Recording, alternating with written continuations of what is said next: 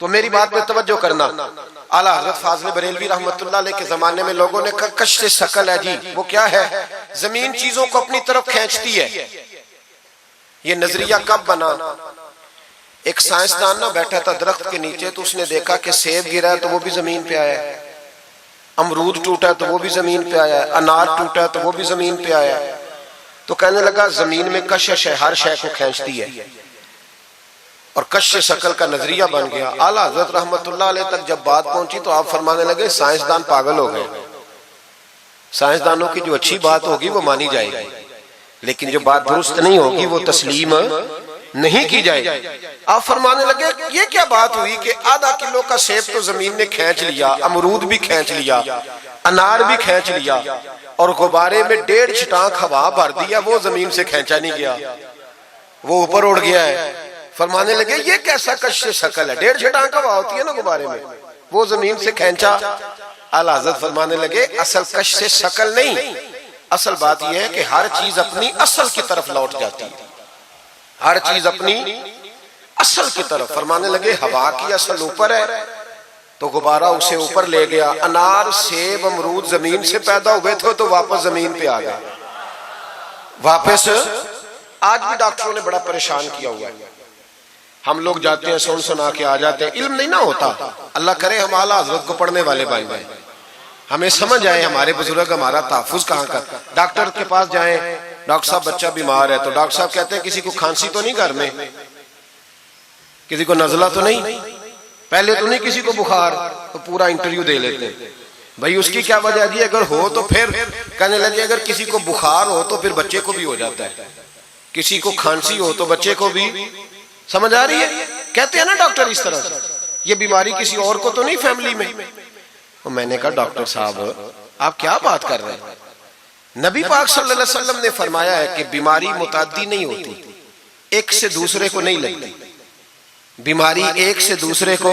ये सही बुखारी में मौजूद है। नबी पाक सल्लल्लाहु अलैहि वसल्लम से एक शख्स ने कहा हुजूर मेरे ऊंट को खारिश पड़ गई, और वो जो ऊंट खड़ा है उसकी वजह से पड़ गई है। तो क्या मेरे महबूब का समझाने का अंदाज है? मेरे करीम रसूल फरमाने लगे तेरे ऊंट को तो उस ऊंट से खारिश पड़ी है, बता उस ऊंट को कहां से पड़ी थी? तेरे ऊंट को तो वहां से पड़ी, कैसा अंदाज है, उसको कहां से पड़ी? बंदा चुप कर गया, कहने लगा या रसूलल्लाह उसे तो कुदरती पड़ गई है। तो हुजूर फरमाने लगे फिर इसे भी कुदरती पड़ी है। डॉक्टर कह रहा है जनाब खांसी है तो खांसी लग गई, शुगर है तो शुगर। ओ भाई सुन, अगर तू ये कहेगा ना कि एक से दूसरे को बीमारी लगती है, तो जिसकी माँ फालज की मरीज है उसके बच्चे उसकी खिदमत करेंगे?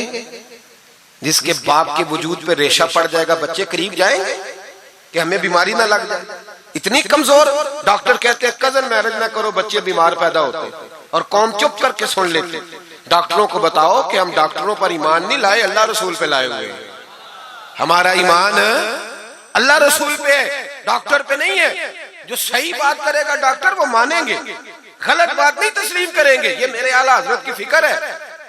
डॉक्टर कहते हैं कजन मैरिज ना करो, बच्चे बीमार पैदा होते हैं, तो मौला अली और हजरत फातिमा का रिश्ता क्या है?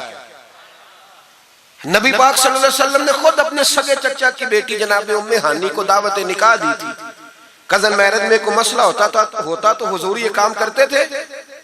कजन मैरिज हो तो बच्चे बीमार पैदा नहीं होते, कजन मैरिज हो तो बच्चे हसन और हुसैन जैसे पैदा होते। इस तरह के नौने हाल अल्लाह ताला अता करता है, उनके तरीकों पर चलने वाले पैदा होते हैं। खुदा का खौफ करो। आप जैसे तैसे, एक मैं रावलपिंडी में था तो एक बच्चा कहने लगा जी मिसवाक के साइंसी फायदे बयान कर दे, मिसवाक के। तो मैंने कहा बेटे साइंस अगर कह भी देना मिसवाक नहीं करनी चाहिए तो हमने फिर भी करनी है। सारी साइंस कहे न करो तो हम फिर भी मिसवाक, इसलिए कि मिसवाक करना मेरे मुस्तफा का तरीका है सल्लल्लाहु। आला हजरत ने अकीदा तौहीद मजबूत किया। एक और चक्कर है बाबा जी का, बाबा जी सरकार जो एक महीना ना नहाए वो छोटा बाबा, और जो 6 महीने गुसल न करे वो बड़ा बाबा। बाबा जी को नमाज नहीं सीधी आती और बाबा जी सरकार बने हुए, हाल ही कोई नहीं, जो अल्लाह के खाते पढ़ गए।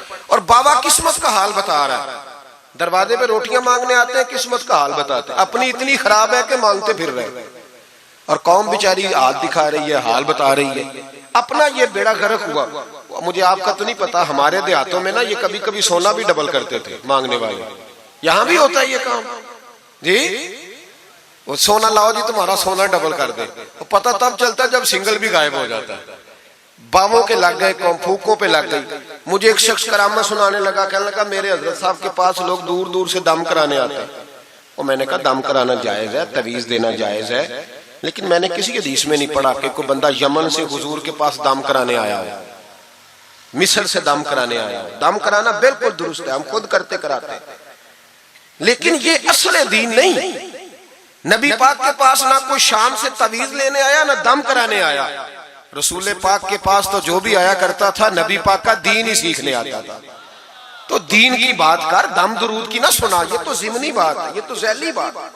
आला हजरत दरवाजे पे खड़े थे, एक बाबा मांगने वाला आ गया। आला हजरत से कहने लगा 10 रुपए दो वरना आपका मकान उलट दूंगा। ये नफसियाती कब्जा कर लेते हैं। तो माँ भी बडेरी कहती है दे दो कहीं वाकई ना उलट दे। आला हजरत ने ये अकीदा नहीं हमें सिखाया कि हम रस्सियों से डरते फिरें। इतना कमजोर ईमान, लोग अपने साये से डरने लग गए। बाबा जी कह गए, और छोड़ बाबा जी के मुंह से कौन सा कुरान हदीस निकलता है, बस कर दे। किस चक्कर में कौम को डाल दिया।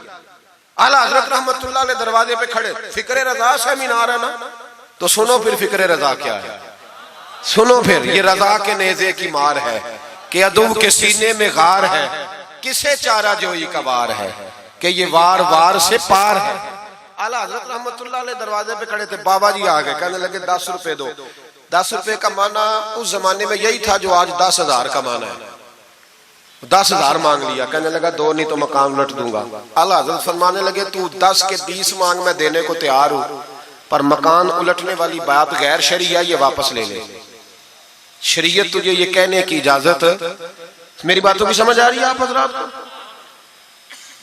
वो कहने लगा नहीं मैंने उलट देना है। आला हजरत की वालदा बूढ़ी औरत अंदर से बोली, कहने लगी अहमद रजा दे दो, फकीरों से नहीं उलझते।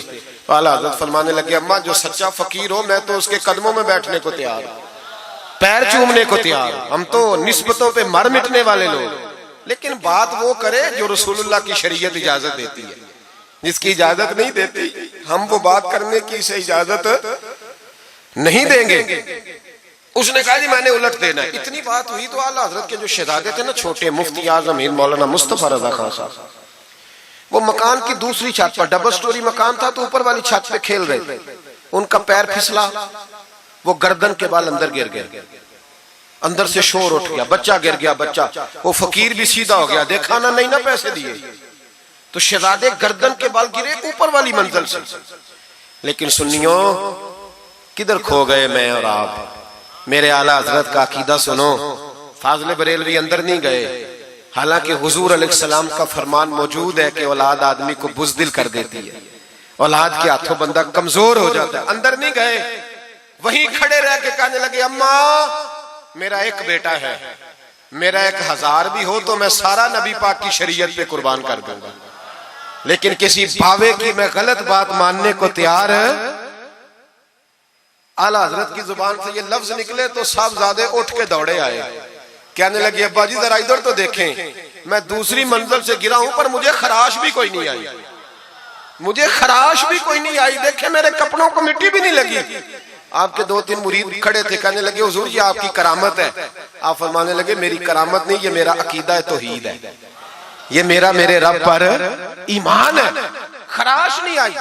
अब उस फकीर को फरमाने लगे आला हजरत के तू कहता था मकान उलट दूंगा, चल उलट ना, फिर 10 रुपए नहीं लेने, उलट। चुप कर गया। तो आला हजरत, लोग कहते हैं मौलवी साहब के पास क्या है? जिसके सीने में रसूलुल्लाह का दीन है उसके पास कुछ नहीं, तो फिर किसी के पास भी कुछ नहीं। हाँ जिम्मेदारी से कह रहा हूं, किसी के पास कुछ नहीं। अगर जिसके सीने में कुरान और सुन्नत का नूर है, अगर उसके पास ही कुछ नहीं। सुनो, आला हजरत ने अपना जूता उलट दिया, फरमाने लगे अगर ताकत है तो मेरा जूता सीधा करके दिखा। तो मकान उलटने की बात करता है ना, पंजाबी का एक शेर है, आपकी समझ में आ गया तो ठीक है, ना आया फिर भी ठीक है। वो एक पंजाबी के दरवेश कहा करते थे, इट सिट ते पखड़ा कुआर गंदल, असी और भी बूटियां जानने हैं। पता है हमें सारे गुरुओं का है, चलो करामत ना दिखाएं तो बात अलग है, पर खबर हमें है। फरमाया चलो सीधा करो, उसने पूरा जोर लगाया पर जूता सीधा पसीने आ गए तो कहने लगा जी मैं माफी मांगता हूं, आज के बाद ऐसी बात नहीं करूंगा। आला हजरत वली थे तो वली सखी होता है, जेब से हाथ निकालने फरमाया तू 10 मांगता था, अल्लाह 20 लेके जा, लेकिन गैर शरी बात खुदा ना बस करो। जो हमें हमारे बुजुर्गों ने नजरियात दिए उन पर कायम रहो।